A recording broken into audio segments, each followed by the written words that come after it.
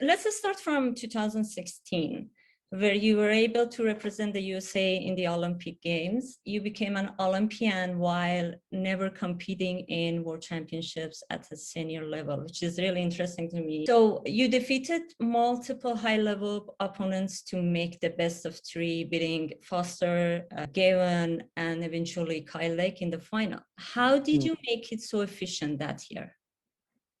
I think that I just had a pure conscience about what I was there for. You know, I think, and a lot of people don't believe me, but part of me, like, I know for a fact, like, and then my college coaches at the time, because I was still in college when I made my first Olympic team, I actually didn't want to go to the Olympic trials. And so my college coaches pulled me into the office, had a meeting, and were like, you got to go, like, you had a great year, you know, you can make 86, we can do something. And I told them, all right, well, I'll do it. You know, they convinced me, like, I'll do it, but it has to be done my way. And I said, Mike Ironman has to be my coach, and Jayden Ironman, his son, has to be my partner, who's like 141 pounds. And then I was like, you know, like, this is the way it has to be done. And just going there, the only thing on my mind was there was a lot of negativity as far as with like social media was concerned. Like, a lot of people didn't believe that I could even win the bracket. I was going in ranked 9th. You had guys like Kyle Dake, Ed Ruth, Keith Gavin. It was just David Taylor, Jake Herbert. It was just Drew Foster. Not Drew Foster. I'm sorry, Clayton Foster. You just had a lot of guys in there that were just, you know, way more experienced. And for me, my only mindset in that tournament, in that whole entire summer, was I'm not supposed to be here, so I might as well give it everything I have and have fun doing it.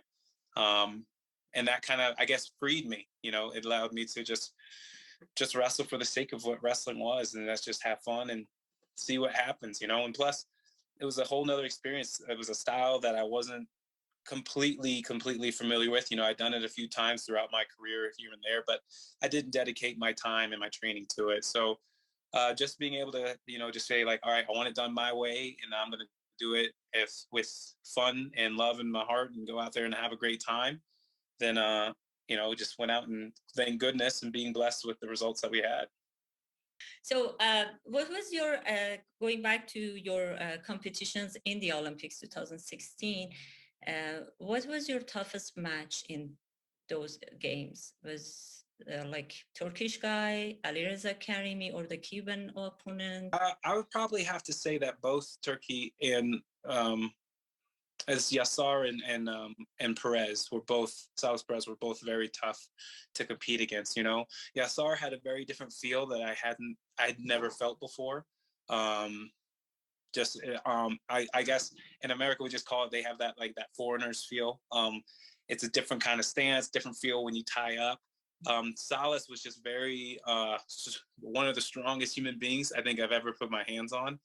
And the weirdest thing was Salas was so strong in positions that people are normally weak at. Like when you get to his leg or you get to an ankle, like typically you get someone's leg off the ground, you know, people get unstable and they're unset and they're, you know, they're not settled in. But for him, it was like it was his home, and it created a lot of scrambles and a lot of difficulties finishing on him. Probably one of the toughest competitors I've had, not only at the Olympics, but through my career. Let's go back to 2017 when you defeated David Taylor twice in a row, despite a knee injury at the team trials. How did you manage that situation? Yeah, I remember that match. I remember that match too. I think a lot of people remember that match. Whether they like it or not, that's another question. But so I remember that was probably one of the toughest matches of my career, and also one of the matches in my career that let me know, like, this is what I'm supposed to do. Like, this is what I'm meant to be doing. You know, like I'm meant to compete with these guys and you know, be on these teams and represent Team USA. But I remember David Taylor got in a single leg.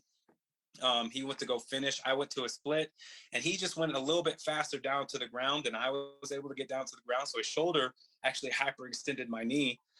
And I remember at the moment thinking that my leg was snapped because I was in a lot of pain. And then on top of that, like, I just like, I've got to find a way to win. Like, I remember my coaches came out, Mike comes out to me, and I'm like, I don't know how we're going to do this. And he looks at me and he's basically like, well, if you're going to do it, go all out, like go out to compete, go out to win. And I'm like, I mean, like, I don't really have a choice. This is the last match and I want to be on this team and I want to go for it. And so he's like, all right. And I asked the trainer if he could tape it. But the problem was I was so sweaty at that point that the tape wasn't going to hold. So I was like, all right, then let's get started.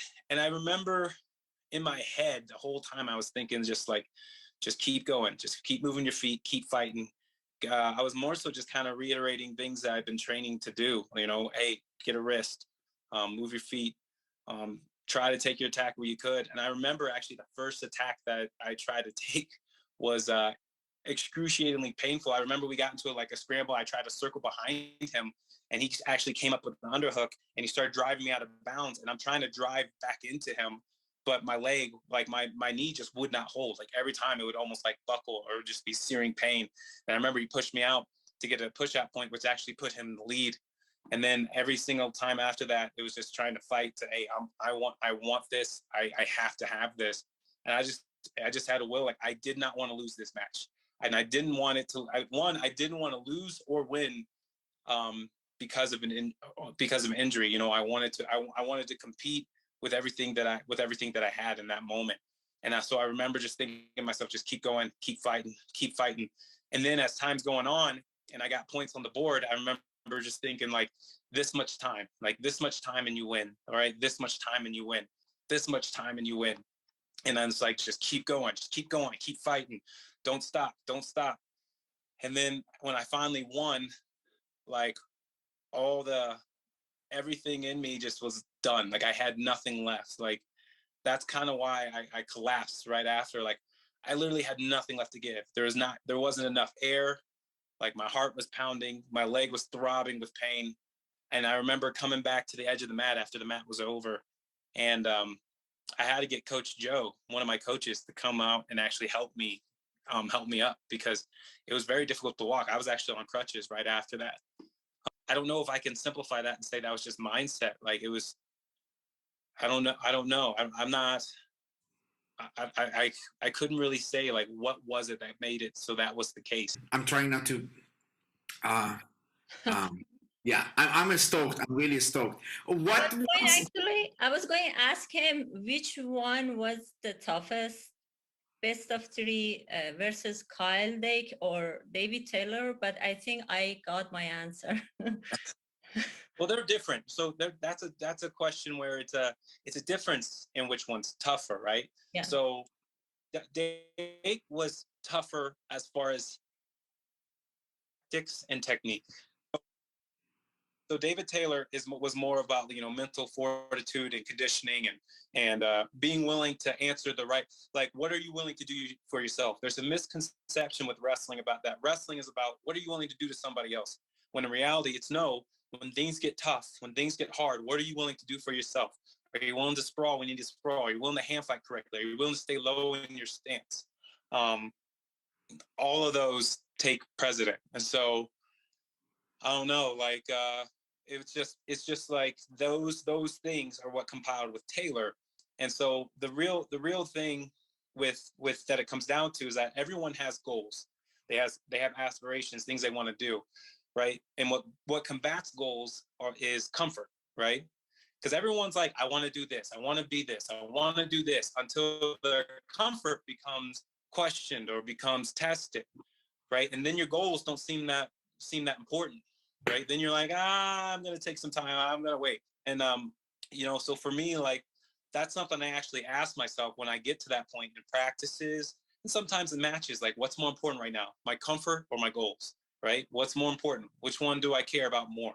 And like, and a prime example of this is like, so when I lift, sometimes I'll have like a 1 or 2 minute break, right? So let's say it's a 2 minute break between my lift cycles, right? The goal in me says, there's 20 seconds left. The goal in me says, hey, I got to be on the bar, ready to go for the next circuit right at 2 minutes. The comfort in me says, I can wait 30 more seconds. I'm going to try and go to 2:30. Give me 30 more seconds to rest, you know?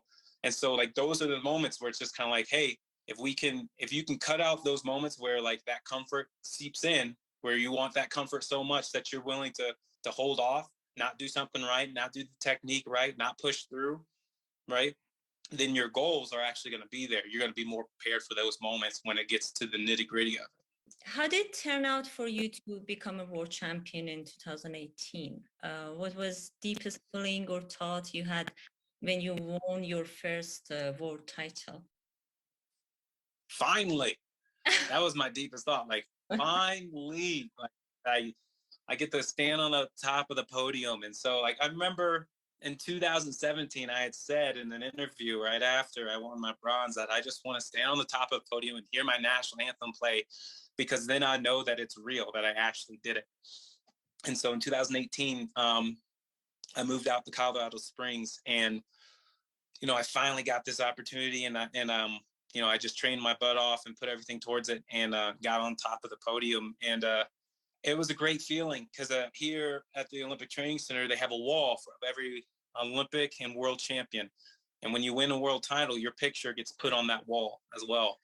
And so that was something that I was very excited to be a part of, and to get to see, and something that, you know, it's one of those things that just can never be taken away. But definitely for me, it was a finally moment, and it was kind of surreal. Like, I couldn't believe it, but something I'll never forget.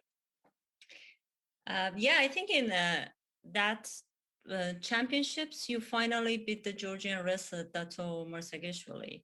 I think you lost to him 2 times in World Cup 2016, Yeah. 2018. How did you accomplish that? Was he considered as one of your toughest rivals? Oh, for sure, for sure. He's definitely one of the tough guys that I've wrestled. Just very slick, and like, was able to get a lot out of a lot of my takedowns. And I remember in 2018, I didn't have a great year. I had lost and dropped some matches to some guys, but for some reason, I was comfortable. Like, I felt confident going into the Worlds, even with the poor performance over the summer. And you know, unless like. And I will say, even in matches, sometimes when you watch people maybe get teched, right? Or just kind of, you know, beat by a large margin. If you watch some of those matches, it's situations they lost. You know, it's like little things that you can change to actually make that match a lot closer. And that's kind of like where me and Marcus Levy were at, where like I had lost, but it wasn't like, there were situations where if it swings the other way, I would win. So it's like, we just got to make sure we win those situations. And so I think that was the big one. And on top of that, once I got the lead, the only thing in my mind that had been told to me by a friend of mine, Travell, he was just like, hey, when you have a lead, just keep scoring. Don't stop scoring. Just keep on scoring. And so that's what I was thought, and that's what I thought. And I just kept on the attack. And thankfully I came out on top. And actually, funny story, in 2018, that first match, because Magish Levy's actually really tall, so he would underhook me a lot, and I was trying to pull down on the underhook, and I actually ended up tearing my shoulder. I got a tear in my labrum on my shoulder in the first match of Worlds. And I remember after that match, I went to the back, and I was like, hey, I went to my trainer. I was like, hey, I can't lift my arm over my head. And then they're like, well, we can give you a shot. And I don't like needles. Like, I have tattoos. I can do tattoos. I don't like needles. So I was like, nah, just give me like some painkillers and we'll go through it like that. But yeah, so that's why I was in a sling. I was in a sling after the Worlds in 2018. A little further to 2019 World Championship, where you were able to beat Alireza Karimi for the 4th time. What do you think were the reasons that he was never able to win? I mean, there could be some synonym questions, but what he needed to do to win, and why he never won against you?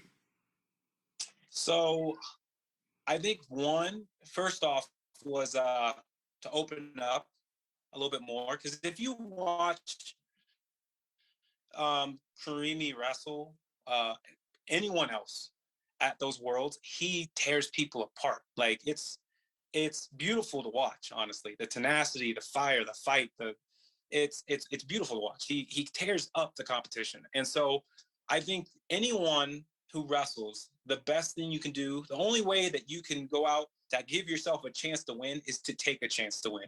So that means going after your attacks, getting to your positions. And I think sometimes it kind of, I don't know if it was just a me thing. I don't believe that. I believe it might have been like a situation thing, like we're in the semis, we're in the finals. But he just seemed like he kind of held back. And I was surprised by that because we've had battles in the past. You know, we've gone back and forth with each other. And I think in those matches, like even I remember 2016, I believe the best that he ever wrestled me was in 2016 at the Olympics. I truly believe that. I believe that he had the mindset to come and get it and go get and trying to get the win, because he got to my legs a couple of times. We got to some scrambles. It's one of those matches where hey, the situation's just swung in my favor. So, but it's not like, hey, you can't win those situations at any other time. But if you never give yourself the chance to win those situations, then it's a lot harder for you to get the W. So I believe he just needed to open up, because if you watch him against the Russians, the Azerbaijanis, oh my gosh, I remember watching him wrestle Sharifov, and I've struggled wrestling Sharifov. And just to watch what Kariemi did to him was like, what in the world am I watching? Like, this dude is a monster. And so he just, I think that's the big thing. And I think that's the same reason why, he didn't win, is because he didn't put it out there. He didn't take the shot. He didn't take the chances. I mean, think about it. In 2019, we were in the finals. He was down by 4 and never really took a shot after that, which, it surprises me. And that's like, how do you expect to win if you don't take the chance, right?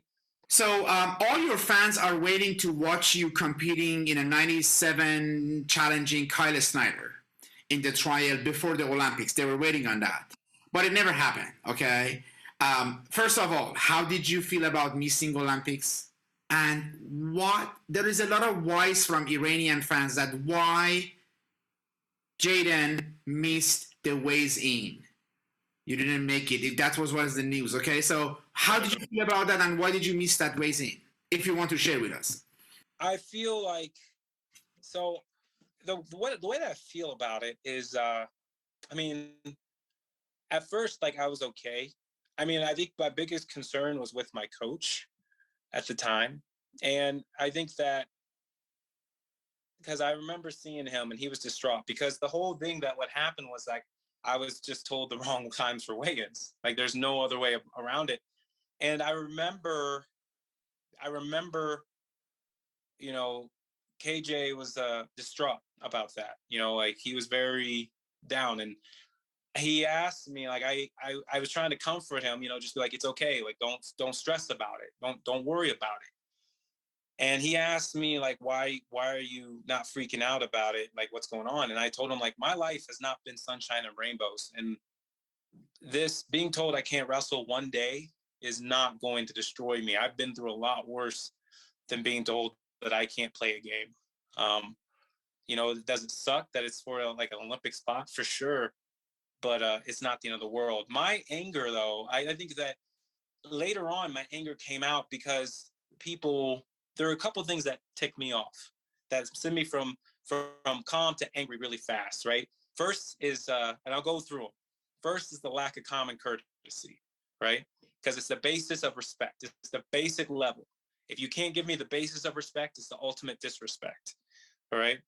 The second, okay, wasting my time. I don't have much of it on this earth, so don't do that, please, all right? The third is people that take credit for things that they shouldn't, taking credit for things that other people really should have credit for. And lastly, but probably the most potent, is judging my character without having any idea who I am or trying to put it down in any way. And like, my anger came out of, one, how I was treated by people who claimed to be my friends and support me and want the best for me. And my anger also came from people who then got mad at me for when I petitioned, saying that KJ told me the wrong time for weigh-ins. Because originally, before I petitioned, I objected. I said, KJ said I need a petition, and I said, no, I don't do that. I'm not going to throw you under the bus. And And then he's like, no, Jayden, you got to do this. And I remember it took hours because my family had to meet with me. KJ's family came and tried to meet with me, come and meet with me and tell me, you have to petition. You have to at least try to be on this Olympic team, because I didn't want to. And then I finally was like, fine, I will. And we did. And it was the worst feeling in the world to do that. But it's not like, it wasn't like I wasn't saying anything that was factual or nothing. It was just like something I just didn't feel like I wanted to do. And then, so then after that, you know, social media, people were just like, Jayden doesn't take responsibility. He needs to learn this. He blames this, blames that. And in reality of it is just like, I never blamed anybody. My anger had nothing to do with wrestling at all, or not wrestling. It sucks. But my anger and rage came from the fact that people who claim to be my friends and my supporters, literally, when I walk to them or try to talk to them, turn their backs. So that's where it really came from for my anger. And that's actually something that I had to deal with, because it changed my wrestling. It took the joy away from my wrestling, right? Because I was wrestling then out of anger and rage instead of out of fun and love and enjoyment, right? And that completely changed, and I was struggling with so much on the inside that I needed to let things go. And I'm the first one of my biggest flaws is I struggle to give with forgiveness. I really struggle with it.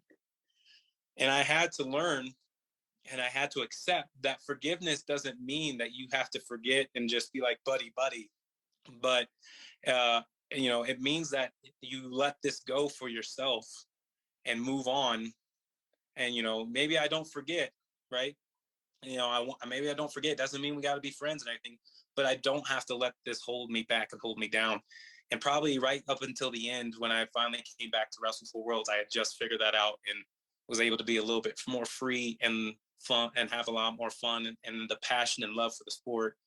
And for what I was doing in general, and for the World Championship, you know, at the same time, like, it's just like, hey, you know, what happened, and I can't change it, and I wish that I could, but I think, you know, at the same time now, especially now that I've worked through a lot of things within myself in general, that like there's a point to grow from it, and there's an experience now that I get to / have to carry with myself to give to others. You have to grow, you have to move on, and if you don't, then it'll bury you, and you got to keep moving, got to keep trucking.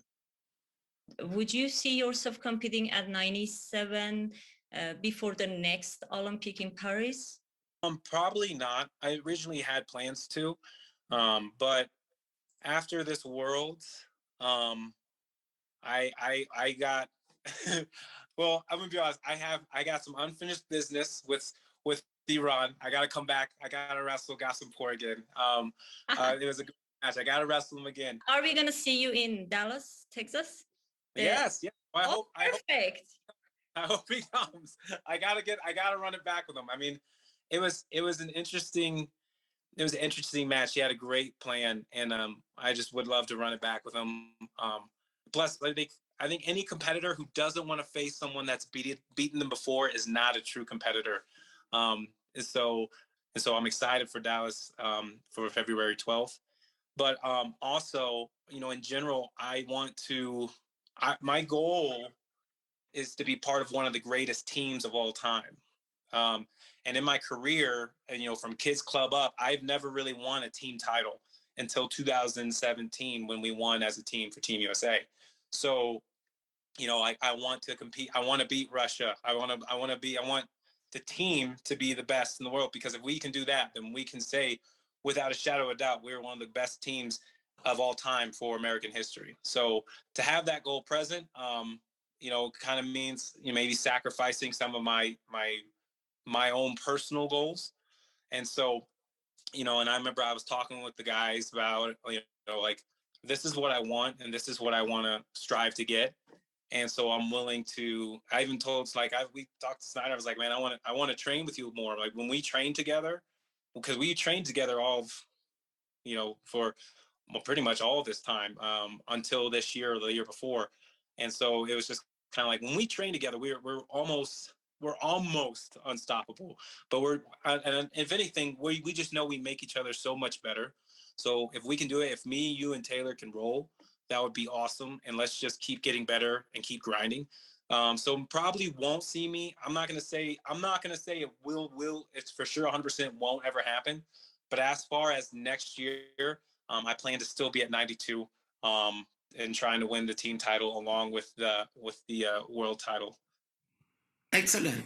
Speaking of Kamaran, Qasempur, I don't know if the move, I came up with this move, they call that a spider position. He tried to get a point for you on you for 45 seconds. He had a very informal interview, and he said that this dude, Miss Jayden, is strong he's really, so he was trying to hit your knees and your arms just to get the points. So your fans are asking how in the world you were able to stand for 45 seconds. What makes you, I think we might have half of your answers already by your mentality and the way you look at it, but how were you able to stand 45 seconds not letting him, because that was that was awesome. Well, so I remember, so it kind of cost me to do that because I ended up straining my my groin actually in holding that up, because he was putting a lot of pressure on me and kicking my legs out. So when you're trying to catch yourself, I actually ended up straining my groin. But one, I will answer, I don't like getting taken down. I despise it with a passion, because when someone gets to your leg or takes you down, typically that just means you did something wrong. Now, there are a couple of times where like, no, that guy just got you and everything. But like, for the most part, it's because that guy was able to get you in a position because you didn't do a technique or react the right way. And so I don't like it. So I have this like kind of mindset of like, I just don't want to give up this takedown. I don't want to do it. I also give credit to my lifting coach, Mason Walters, because we do a lot actually that kind of mimics that position to strengthen ourselves, especially with our core and with our legs. And so I've kind of been there a couple times. And then on top of that, I practice that. I just think not like necessarily get there and practice, but like if I'm going live with somebody and someone gets behind me, I train not to give that up. I train that. So like, it's practice. There's nothing wrong with it. It's not going to take anything. If he takes you down, takes you for 4, you learn, you adapt, and you move on. What has been your happiest victory ever in wrestling? My happiest victory? Mm-hmm. My happiest victory was probably, I hope the Iranians aren't going to be mad at me for saying this. Mustafa Zukar was probably my happiest. And here's why. So I remember watching Mustafa wrestle Clayton Foster from the U.S. I believe it's 2015. He was at the it was 2015 World Cup. I remember watching this dude demolish Clayton Foster, and I didn't think. I've seen Clayton lose, but I've never seen him lose like that. I mean, I watched this dude do the high cross and just throw Clayton off his feet. And so I remember, it's my first time in this match. I mean, in freestyle internationally, and I'm gonna wrestle this guy. And a lot of people, even from the U.S. were just like, hey, I don't know, man. I don't know how Jason's gonna do against this guy. But getting to seeing him wrestle there and then getting to wrestle him, and I think that was probably one of the happiest victories I had. Just being so young, and I would say, I don't want to say that I feared Mustafa, but it was just like I respected his ability to get big points. I respected the way that he wrestled and how aggressive he was. And so to come out with the victory on that, especially in New York, Times Square, was awesome. And that was a great, I would say that was probably my biggest test early on the start of my career internationally. Yeah. Excellent. So, Jayden, your fans have asked, what's up with the feet dance or feet move? It seems like you move your feet on the mat more than like a taekwondo person. They are like, is it a habit? Is it a strategy? You switch legs all the time, even standing, you're just dancing.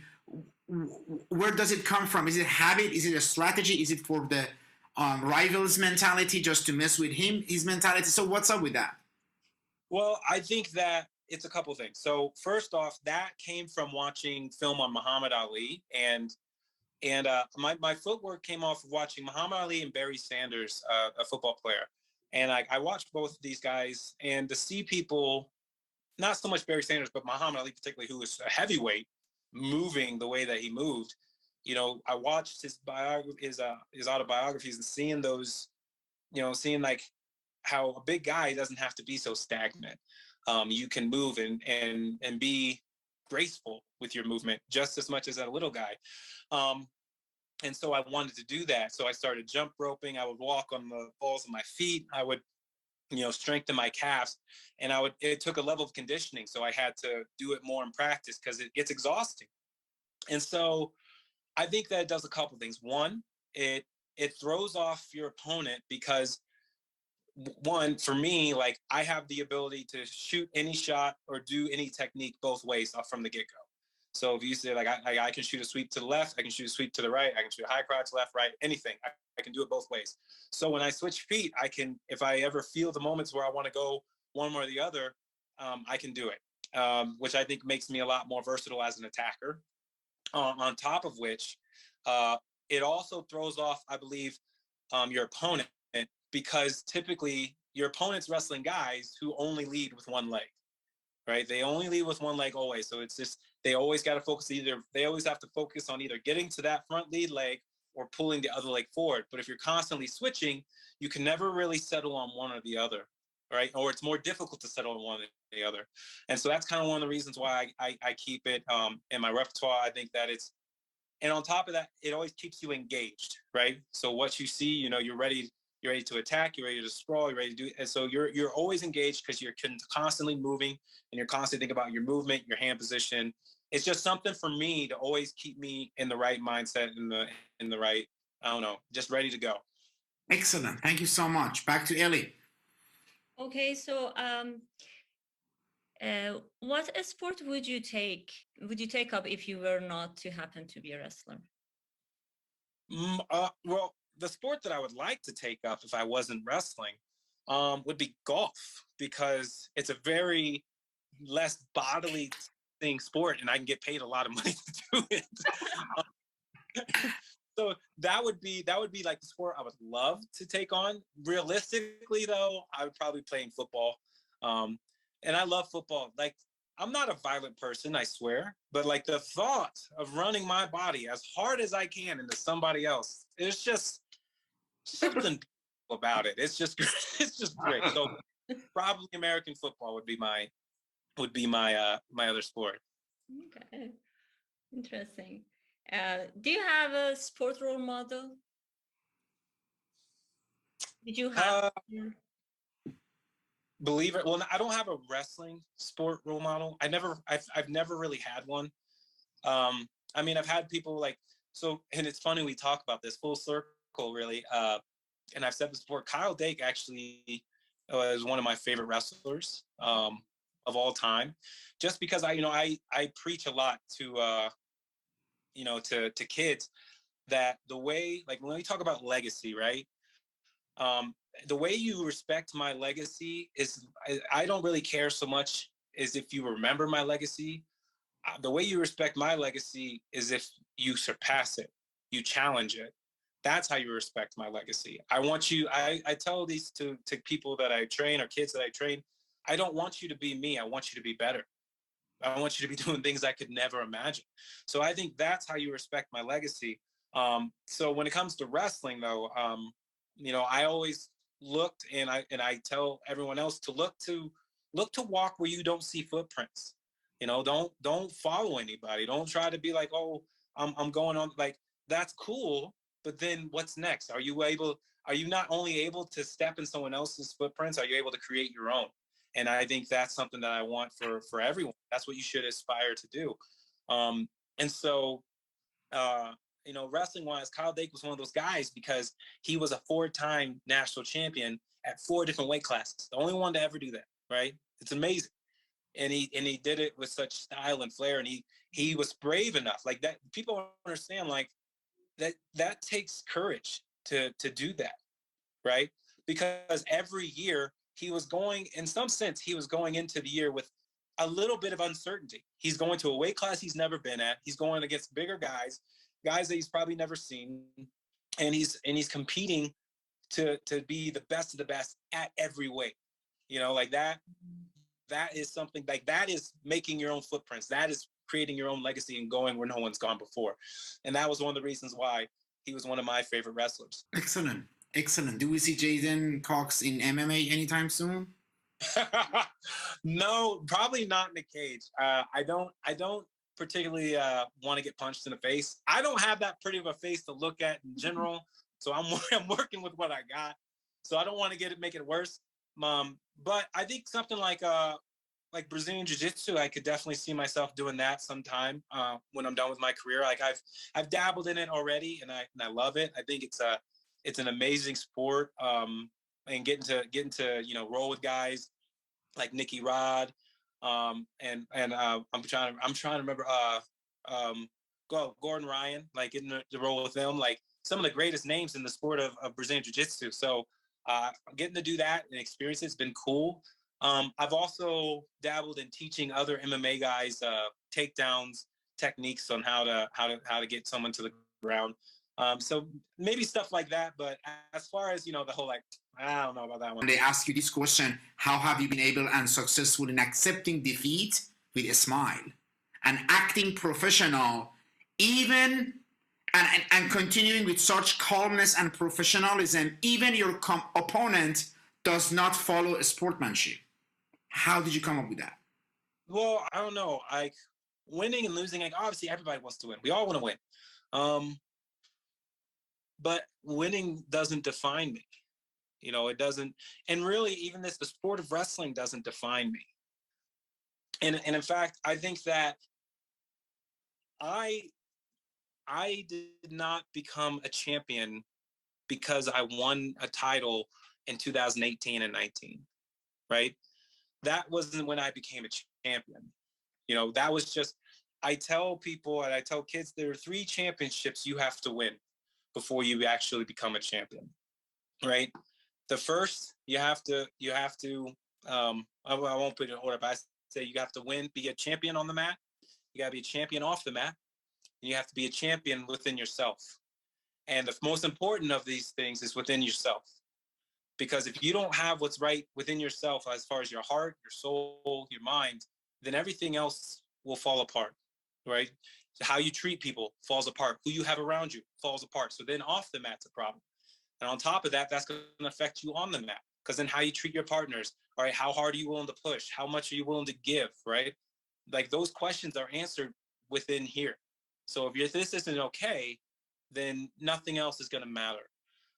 So, wrestling, so I believe that like I became a champion when I finally, worked out more within myself as far as bettering who I was and really understanding who I wanted to be. And I let that translate over to everything else in my life as far as who I interact with, how I interact with. And on top of that, like, I don't believe that losing to somebody should completely break down who I am and my character.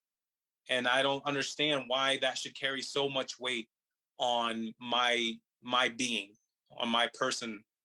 And so, obviously, like, we'll take the Qasempor match. Like, I obviously want to win, and I obviously try to win, right? But that doesn't take away from who I am. That shouldn't take away from how I want to be. And on top of that, like, I also think that at the same time as despair shows up in that moment, I believe celebration shows up in that moment as well, because somebody else just has an amazing opportunity to accomplish something that very few people in the history of this world have ever gotten to do, which is win the world title at this level. So it's kind of goes twofold.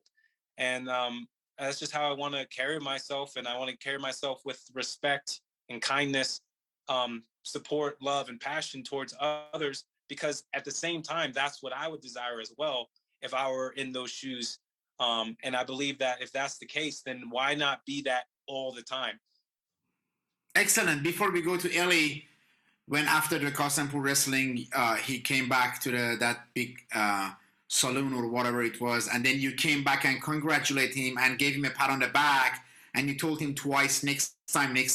That pat on the back and congratulating him made people of Iran fall in love with you. So just for the records. He's a great guy. I love Iranians. I mean, honestly, I said this in an interview afterward, like this world would not have had the energy or the spirit. This world wouldn't have had that spirit if the Iranian fans were not there. I mean, they were the glue that held this whole entire. But honestly, how can you stand that horn? Well, I enjoy it. I enjoy it. I'm for wrestling. Wrestling needs more fans like that. We need to make events. We need to make events like that. Like, I think that is something that, like, if every wrestling sporting event had fans like that, I mean, come on, I believe this sport would explode. Like, it would just be great. I mean, honestly, this world needed the spirit. Needed the Iranian spirit. Like, it had it. I mean, honestly, I mean, those guys wrestled really well. Iran wrestled really well as a full team. This year, both from the freestyle standpoint and the Greco standpoint. So, I mean, to have that, and we needed it. I mean, we had a tough year. 2020, 2021, COVID was a thing.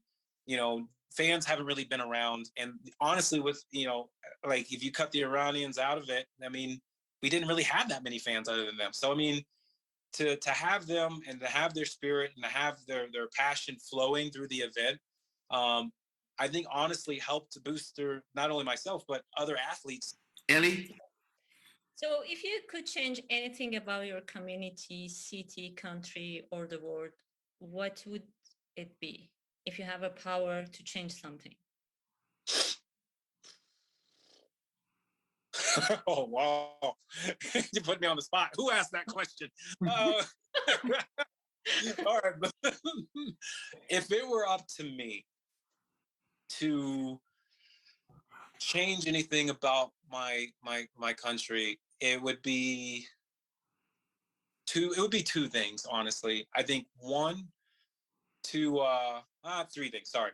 One would be to listen to one another, and listen to truly understand where someone else is coming from, to have more empathy for where others are coming from, so that we can truly have conversations about difficult situations, and discuss things that need to be, either worked on or made better.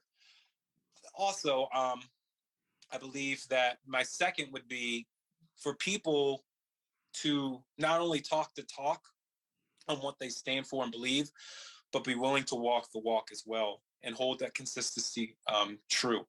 Because I believe there are a lot of people in our country that say they believe things should be one way, but when it comes really down to taking care of business and actually standing for that, I mean, it's one thing to stand for something. It's another to walk, to take steps towards supporting and actually making change for something. And I wish that more people would, take that. If you take this stand, then actually walk with it and take steps to make it better. And thirdly, it would just be that people would be more loving towards one another. Like, I feel that sometimes we go out of our way to put people down, and we go out of our way to harm others for no reason at all, or for reasons that just seem very, very shallow. And so I just wish that people were just more loving and caring. And I don't know, like, it seems sometimes that we're just distant, like, I want people to walk down the street and say hi to one another and to embrace one another and to enjoy each other's company and look to experience life through different eyes. It's almost like we live in a country now that's like, hey, if you don't agree with me, we can't talk. We can't have this connection. It's just like, I don't think that's how love works. Love's not about accepting everything that's easy. It's about accepting and working out things that are difficult and hard. I mean, that's what it is, and that's what brings that's what should bring us together. Our differences are things we need to discuss and need to be embraced. And not necessarily something that we use to create walls. And so I hopefully that, those would be my 3 things I would change. And I think we could do a lot better. I don't want to change a policy necessarily, because I don't want it to be magical. I want this, I believe that through the difficulties that we have in America will make us stronger and will truly allow us to live what we named this country, the United States of America. If we truly want that, then these difficult times are meant to go through so we can be that, and so that we can really truly learn how to do that through all this, that's been going on. So those are my 3 big things, and I hope that comes true. I hope they come true so that we can actually continue to, push forward and making better decisions, making big changes for everyone. Excellent. I think Ellie, do you want to ask a question about music and then I wrap it up? Yeah. I think this interview is gonna make your fans love you more, which Soli selected some of the comments that your fan wrote on social media, so he's gonna read for you. Before that, I'm gonna ask my last question. I know that you love music. We follow your posts on Instagram. What first got you into music and who inspired you to play an instrument? You play guitar, right? Actually I play 5 instruments. Guitar is my main one though. Oh, okay. So my mother got all of my siblings into music. So she was a worship leader in our church. And so when we were growing up, she was like, okay, you guys can do sports, but you at least have to do 1 year of music. And we all ended up choosing our instruments. And like my brother Zach played the drums. Worst decision ever. Like, don't ever, if you ever give your children the chance to choose an instrument, take drums off the table. Hey, like don't let them choose it. Just take them off. And then on top of that, Dre chose the French horn and I chose the violin. Actually, was my first instrument. And then I learned, and then we stuck with those instruments all through high school. But then obviously wrestling takes over. It's a little bit harder to do as many things because the wrestling schedule takes over. So, I had to learn a lot of things on my own. So, I went from violin to viola to bass guitar to guitar and then piano. And so I just kind of keep it with something that I do on the side. That pretty much any time that I'm not really wrestling or doing anything, I'm playing something. I love music. It's amazing. What's your favorite song to perform? My favorite song? Yeah, to perform. Or why are you these positions, Ellie? Why are you doing this? Why are you hurting me like this? I think this is tougher than wrestling questions. I would probably say wow. Okay, I gotta answer this in a lot of different ways. My favorite rap song would probably be Jump Around. Like I love that as a rap song and to work out to. It's one of those songs where like when you're working out, you're sad that it's done. And you just want it to play again. I would probably say my favorite worship song. Gosh, that's a tough one. Reckless Love would probably be my favorite worship song. It's just one I can't get out of my head. I also love my favorite song in general, and this is actually this probably takes the cake. My favorite song, because usually when you have a song and it comes on, you're like, oh, I'm going to sing to it. I'm going to dance. I'm going to have a good time, whatever. But this is one song that I feel if I sing it, I feel wrong. Like I can't because it's perfect in my mind. And when I hear it and what I feel is Nessun Dorma. It's an opera song. Nessun Dorma is one of those songs I don't even try to mimic it. I don't try to sing it because what it makes me feel like it's almost so perfect. It's one of those things that just the way it touches me and makes me feel. I don't want to disrespect it, so I don't sing it. So that's probably my favorite song of all time. The champ, Jayden Cox, we have less than 7 minutes left. I want to leave that mostly to you, but we have lots of messages from your fans, specifically the ones from Iran or Iranians around the world. You have your final words shared with your Iranian fans or your fans. The couple of them are, the first one is that he is such a very likable person. Jayden Cox is a very likable person. They said that you have a big heart. They said that you are a keeper. The reason is that how you treat your opponents after the match, even if you lose. One thing they said, which is funny, you look scary and stronger when you keep your head bald. So they said stay like that. They love that, and then specifically, yeah. So we Iranian fans wish deeply to meet you in person one day in Iran. So Iranians are saying that if one day Jayden comes to Iran, we can't wait to greet him with open hearts. So they said you are more popular in Iran than in the US. You have a big heart because you granted your championship certificate to an audience. I remember that, yeah. And I remember he was freaking out. Because he's like, no, I can't take it. I was like, don't worry, it's okay. He's like, what about you? And I held up my world bronze medal. I'm like, I got a world bronze medal in my hand right now. Like, you're good. Go ahead. Like, it's fine. Don't worry about it. The last comment. You are a collection of great and good adjectives. We blow you a kiss from afar. Thank you very much. Now you go ahead. What is your final words with our fans, especially Iranian fans? And then we have less than 5 minutes. Go ahead. So my final words would be, honestly, not just this year. Oh gosh, you guys make me cry because that's I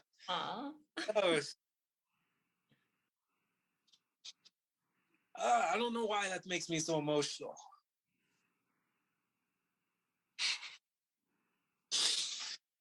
I think it's just because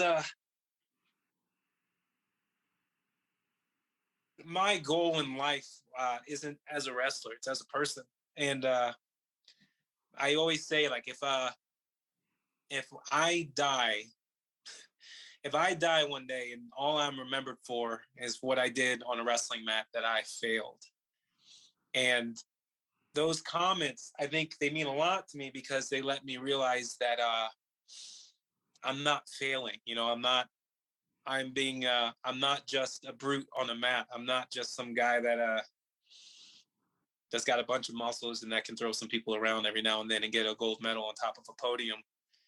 I don't want to be put in that box. And no, that's really nice to know that. So I thank you guys not only for this year, you know, uplifting the sport and literally putting the sport of wrestling on your back for the World Championships this year, as far as the support and passion of sport, but just through the years, you know, you guys, we always look forward to running into you guys as Americans, as Team USA, and seeing you guys at competitions. And we love wrestling you guys as wrestlers. We love seeing you guys. We love being around you. And here's to more years in the future. So let's have some great competitions and let's keep growing. No, that's awesome. Thank you very much. Excellent. And then, Eli, we greatly appreciate your time. It's late in the Colorado spring. You are a great human being. We are so happy that we got this honor and pleasure to talk to you today. Keep it up. You rock.